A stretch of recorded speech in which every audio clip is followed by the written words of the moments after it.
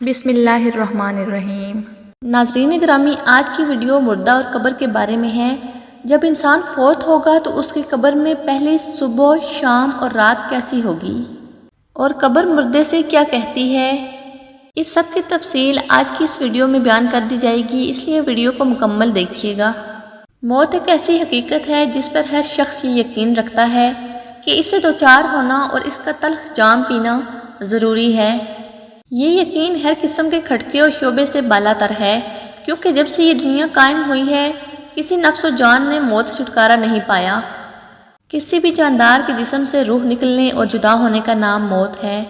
ہر انسان خواہ کسی بھی مذہب سے وابستہ ہو یا نہ ہو، اللہ یا غیر اللہ کو معبود مانتا ہو یا نہ مانتا ہو، اس حقیقت کو ضرور تسلیم کرتا ہے کہ اس کی دنیا عارضی، یہ زندگی عارضی و فانی ہے۔ حضرت علی رضی اللہ کی خدمت میں ایک شخص حاضر ہوا اور پوچھنے لگا، اے امام علی، قبر میں انسان کی پہلی رات کیسے گزرتی ہے؟ تو حضرت علی نے فرمایا کہ میں نے اللہ کے رسول صلی اللہ علیہ وآلہ وسلم سے سنا ہے کہ انسان کی سب سے مشکل رات قبر کی پہلی رات ہوتی ہے، جب دوسرے انسان یعنی اس کے دوست، عزیز و اقارب، رشتہ دار اسے دفنا کر چھوڑ کر چلے جاتے ہیں تو وہ انسان روتا رہتا ہے، ہر ایک دوست کے پاس آتا ہے اور اسے روکنے کی کوشش کرتا ہے کہ مجھے چھوڑ کر نہ جاؤ، لیکن افسوس کہ اس کی آواز کوئی نہیں سنتا۔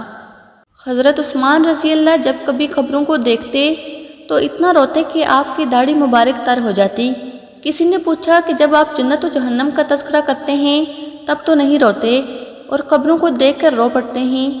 تو فرمایا کہ جناب رسول اللہ صلی اللہ علیہ وآلہ وسلم کا ارشاد ہے کہ قبر آخرت کی پہلی منزل ہے، اگر وہاں سے نجات مل گئی تو اس کے بعد سارے مراحل آسان ہو جائیں گے، اور اگر وہاں سے نجات نہ ملی تو بعد کے سارے مراحل دشوار ہو جائیں گے۔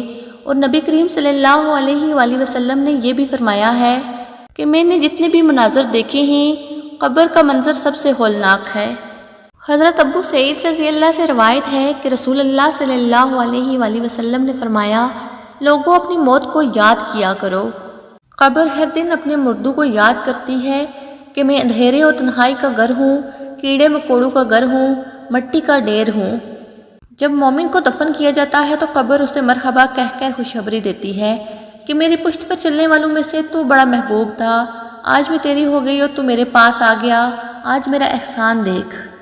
یہ کہہ کر قبر کشادہ ہو جاتی ہے اور جنت کا دروازہ کھول دیا جاتا ہے، جہاں سے اس کو تازی ہوا آتی ہے۔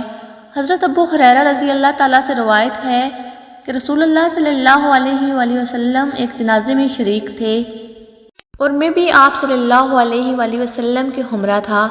آپ ایک قبر پر بیٹھ گئے اور فرمایا کہ یہ قبر ہر روز با آواز بلند کہتی ہے کہ آدم کی اولاد تو مجھے کیوں بھول گیا؟ کیا تجھے معلوم نہیں کہ میں تنہائی اور اندھیرے کا گھر ہوں اور وحشت کا گھر ہوں، کیڑے مکوڑوں کا گھر ہوں؟ مگر اللہ جس کے لیے کشادگی کا حکم فرمائے گا اس کے لیے کشادہ ہو جائے گی۔ اس کے بعد آپ صلی اللہ علیہ وآلہ وسلم نے فرمایا، اے قبر، یا تو جنت کا چمن ہے یا تو آگ کا ایک تندور ہے۔ رسول اللہ صلی اللہ علیہ وآلہ وسلم نے فرمایا کہ مردہ جب قبر میں رکھا جاتا ہے تو قبر اسے کہتی ہے، اے ابن آدم، تو ہلاک ہو، تجھے کس چیز نے مجھ سے دھوکے میں رکھا؟ کیا تجھے معلوم نہ تھا کہ میں کیڑے مکوڑوں کا گھر ہوں؟ تجھے کس چیز نے مجھ سے بہکا کر نڈر کر دیا اور تو میری پشت پر بہت اکڑ کر چلتا تھا؟ اگر وہ مردہ نیک ہوگا تو جواب دینے والے اسے جواب دیں گے کہ اے قبر، تو دیکھ تو صحیح اس کے اعمال کیسے ہیں، یہ اچھائی اختیار کرتا تھا اور برائی سے دور رہتا تھا۔ یہ سن کر قبر کہتی ہے، بے شک یہ نیک تھا، اب اس کے لیے میں سرسبز ہو جاتی ہوں۔ مردے کا جسم اس وقت منور ہو جاتا ہے اور اس کی روح کو اللہ تعالیٰ کی طرف بھیج دیا جاتا ہے۔ حضرت عبداللہ بن عبید رضی اللہ تعالیٰ سے روایت ہے کہ رسول اللہ صلی اللہ علیہ وآلہ وسلم نے فرمایا کہ مردہ قبر میں پیشتا ہے اور ان لوگوں کے گھروں کی آواز بھی سنتا ہے جو اس کے ساتھ جنازے میں گئے ہوں۔ مردے سے اس وقت قبر کہتی ہے، اے ابن آدم، تیری ہلاکت ہو، تو نے میری تنگی، بدبو اور کیڑے مکوڑوں کا خوف نہیں کیا، اس لیے تو نے ان چیزوں سے بچنے کے لیے تیاری نہ کی۔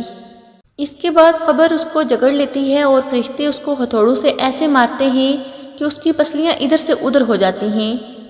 پھر دوزخ کی کھڑکی اس پر کھول دی جاتی ہے اور وہ مردہ حشر تک اس عذاب میں مبتلا رہتا ہے۔ مرنے کے بعد ہر مردے کو صبح اور شام اس کا ٹھکانہ دکھایا جاتا ہے۔ فرشتے جنتی کو جنت دکھا کر خوشخبری دیتے ہیں اور دوزخ کو دوزخ دکھا کر اس کی حسرت اڑاتے ہیں۔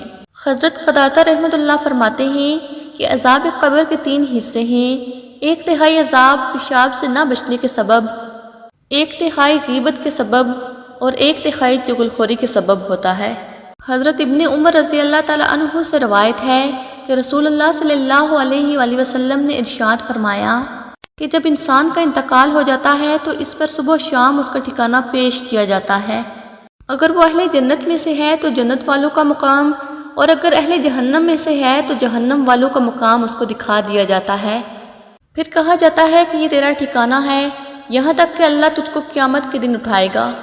اسی طرح حضرت عائشہ رضی اللہ تعالیٰ عنہا سے روایت ہے کہ ایک یہودی عورت ان کے پاس آئی اور اس نے عذاب قبر کا ذکر کرتے ہوئے حضرت عائشہ رضی اللہ تعالیٰ عنہا کو دعا دی کہ اللہ تعالیٰ آپ کو عذاب قبر سے بچائے۔